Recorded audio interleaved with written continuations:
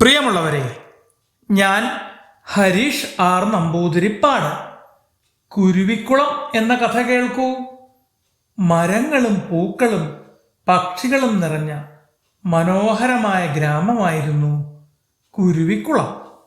അവിടെ ധാരാളം കുരുവികൾ ഉണ്ടായിരുന്നു.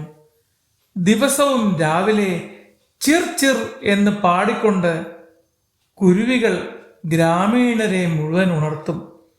ഗ്രാമത്തിലെ കുട്ടികൾക്ക് കുരുവികളെ വലിയ ഇഷ്ടമായിരുന്നു. അവർ വീട്ടുമുറ്റത്ത് അരിയും വെള്ളവും വെച്ചു കൊടുക്കും. കുരുവികൾ സന്തോഷത്തോടെ വന്ന് തിന്നും, വെള്ളം കുടിക്കും. കുരുവികൾ വെറുതെ പാട്ടുപാടാൻ മാത്രമല്ല, അവ കൃഷിയിടങ്ങളിലെ ചെറിയ കീടങ്ങളെ തിന്നും. അതുകൊണ്ട് കൃഷി നന്നായി വളരും.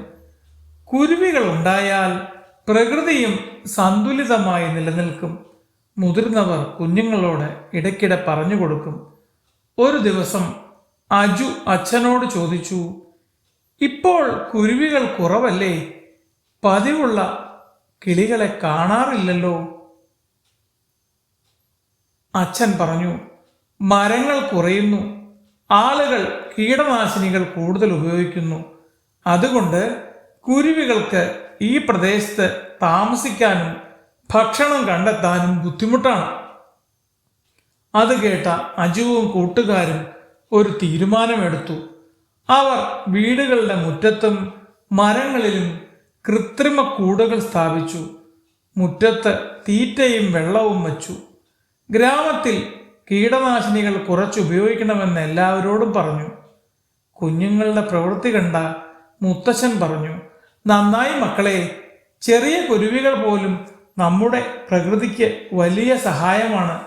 അവയെ സംരക്ഷിക്കുക നമ്മുടെ എല്ലാം ഉത്തരവാദിത്വമാണ്. കുറച്ച് ദിവസങ്ങൾ കഴിഞ്ഞപ്പോൾ വീണ്ടും ചിർ ചിർ എന്ന കുരുവികളുടെ ശബ്ദം ഗ്രാമം മുഴുവൻ നിറഞ്ഞു. കുട്ടികൾ സന്തോഷത്തോടെ പറഞ്ഞു, കുരുവികളെ സംരക്ഷിച്ചാൽ പ്രകൃതിയും സന്തോഷിക്കും.